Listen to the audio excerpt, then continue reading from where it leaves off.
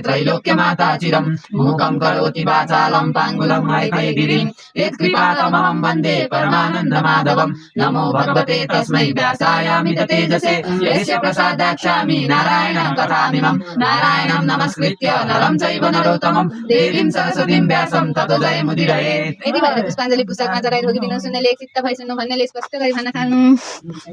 अष्टमोध्याय दक्ष प्रजापतिको निन्दमा बोकोको टाउको जोडिदिएको। कुमारजी आज्ञा गर्नुहुन्छ, हे अगस्त्य मुनि, विष्णु अन्तर्ध्यान भई भागेपछि ती बाँकी रहेका 33 कोटी देवता यक्ष गन्धर्व किन्नर दैत्य र नागहरू हाहाकार गरी 10 दिशातिर भागी आपस्तमा कुरा गर्न थाले। अब दक्ष प्रजापतिको प्राण रहँदैन, किनभने स्वयं नारायण जस्ताको सुदर्शन चक्र पनि व्यर्थै भयो। जुन चक्र लिएर विष्णु खडा हुँदा महादेवले समेत टिकिन सक्नुहुन्थ्यो, त्यस्ता नारायण पनि अन्तर्ध्यान भई भागे। हामीहरूको पराक्रमले के गर्न सक्ला?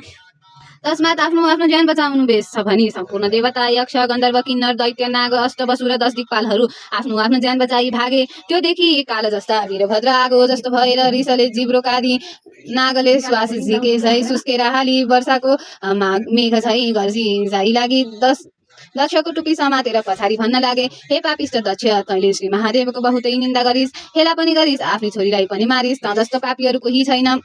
बहुला महादेवलाई नराके मलाई के होला? नारायण आदि सबै मेरा जुवाईहरू छँदैछन्, त्यो अनुहार नपरेको दिगम्बर नाङ्गो घिनलाग्दोलाई नराके मलाई के होला भनी त्रिभुवनका मालिकलाई निन्दा गरिथिस्। अब यस बखत तेरा जुवाईहरू कहाँ गए? तिनीहरूसित गुहार मागी आफ्नो प्राण बचा। तेरो यज्ञ बिना शङ्करले पुरा होस्। अब तलाई पनि यस यज्ञमा होम नसके हामी सबैलाई सन्तोष होला भनी गाली गर्दै दक्ष प्रजापतिको शिर छुटाई यज्ञमा होमिदिए। यसरी दुष्ट संहार गरेको देखेर महाकाली आदि 64 योगिनी नन्दी भृङ्गी प्रमथगढ विषम ज्वर भूत प्रेत र पिचासहरूले एक स्वर गरी धन्य धन्य वीरभद्र शिव निन्दा गर्ने दक्षको नाश गर्यो भनी खुसी भई भन्न लागे, तिमी जस्तो भोलियो त्रिभुवनमा कोही पनि छैन।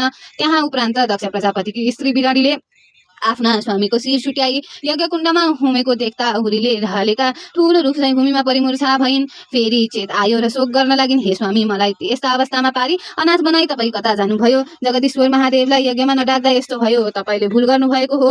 अज्ञानले शिवलाई निन्दा गर्दा तपाईँको प्राण गयो, मेरो पनि यो अवस्था भयो भनी नाना प्रकारले मिलाउन गरी महावीर वीरभद्रको नजिक गई बिन्ती गर्न लागिन्, हे ईश्वर, वीरभद्र दक्ष प्रजापति अति अज्ञानी हुन्, अहंकारी पनि हुन्, तिनलाई ज्ञान पनि थिएन। त्यस्ता मूर्खलाई नासेर हजुरको के बडाई होला? मलाई विधवा नबनाउनुहोस्, स्वामी वरदान दिनुहोस्, मेरा स्वामीलाई जियाई मेरो उद्धार गर्नुहोस्। हे वीर, आफूले सृष्टि गरी आफैले संहार गर्नु योग्य छैन। विषकै बिरुवा भए पनि आफूले लगाई आफैले उखेल्नु ठिक छैन। सृष्टि स्थिति र संहार गर्ने हे प्रभु, महारुद्र पनि तपाईँ, आदि देवता पनि तपाईँ, आदि पुरुष पनि तपाईँ, ब्रह्मा विष्णु पनि तपाईँ भन्दा ठुलो कोही छैन। तपाईँको महिमा वर्णन गर्न म स्त्री जाति के सकुली? हे भक्त तोसल, मेरो मुख हेरी दक्ष प्रजापतिको सबै अपराध क्षमा गरी जियाइदिनुहोस्। यस्तो भनेको इन्द्रादि देवताले सुनेर आकाशबाट पुष्प वृष्टि गरी भन्न लागे, हे वीरभद्र, ती दक्ष प्रजापतिलाई जियाई बिराडीलाई सन्तोष दिनुहोस्। यस्तो सुनि बिराडीले पनि अति शोक गरेको देखि वीरभद्रको मन पोख्लियो र बिराडीको मुख हेरी भन्न लागे, हे बिराडी, तिम्रो स्तुतिदेखि म खुसी भए, तिमीलाई स्वामी वर दिन्छु। तर तिम्रा स्वामीको शिर मैले यज्ञ कुण्डमा होमिसकेको हुनाले यज्ञमा बलिदान दिएका बोकाको टाउको जोरी जियाइदिन्छु, किनभने त्यसले जगदीश्वरलाई साह्रै निन्दा गर्यो। त्यो पशु हो, यसले पशुकै टाउको जोडिदिनु पर्छ। यदि वीरभद्रले भनेको सुनि बिराडीले हुन्छ भने अञ्जली बाँधिरहन्। तब वीरभद्रले बोकाको टाउको ल्याई पछिल्तिर मुख फर्काएर जोडी दक्ष प्रजापतिलाई जियाइदिए। अनि पछि बिराडीले बडो सन्तोषसित छागमुख बोकाको मुख भएका दक्ष प्रजापतिका साथ महाकाली र वीरभद्रलाई साष्टाङ्ग प्रणाम गरिन् र आफ्नो घर गइन्। महाकाली र वीरभद्रले 33 कोटी देवता यक्ष गन्धर्व किन्नर दैत्य नाग र दक्ष प्रजापतिका सेनालाई जिती यज्ञ विध्वंस गरी नन्दी भृङ्गी 64 योगिनी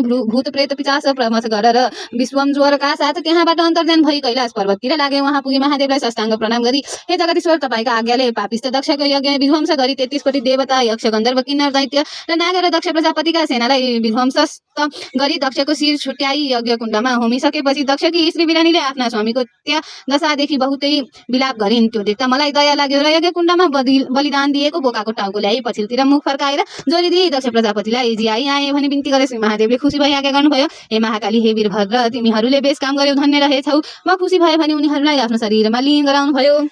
इति स्कन्द पुराणे केदारखण्डे माघ महात्म्ये कुमार अगस्त्य संवादे श्री सुस्तानी परमेश्वर व्रत कथा यज्ञ कुण्डे दक्ष शिर होमो नाम अष्टमोऽध्याय। उपनयेतु मङ्गलं वा सकल जगन मङ्गलालय श्रीमानदिनकरतिरनिबोधित नवनलिनदलनिरीक्षण कृष्णकाले वसन्तु प्रजन्य पृथिवी सस्यशालिनी देशोऽयं शिवरोहितो ब्राह्मणा सन्तु निर्भया अपुत्रा पुत्रिणा सन्तु पुत्रिणा सन्तु पौत्रिणा जीवना सदना सन्तु जीवन्तु शरदं शतं तत्रैव गङ्गा यमुना च तत्र गोदावरी सिन्धु सरस्वती च तीर्थानि सर्वाणि वसन्ति तत्र यत्राच्युतो कथा प्रसङ्ग यो कुन्देन्दु तुषारहार धवलाय शुभ्रप्रस्ताविता या वीणावरदण्डमण्डितकरा या श्वेतपद्मासना या ब्रह्माच्युत शङ्कर प्रभृतिर्देवैः सदा वन्दिता सा मम पातु सरस्वती भगवती निःशेषजाड्यपहा कायेन वाचा मनसेन्द्रियैर्वा बुद्धिर्मना वा प्रकृति स्वभावात् करोमि यद्यत् सकले परस्मै नारायणायति समर्पयेत शिशुस्थाने परमेश्वराय नमः यदि भनेर श्रोता भक्त सबैले पुस्तकलाई पुष्पाञ्जलि चढाएर नमस्कार गरी मेरो मनोकामना पूर्ण होस्।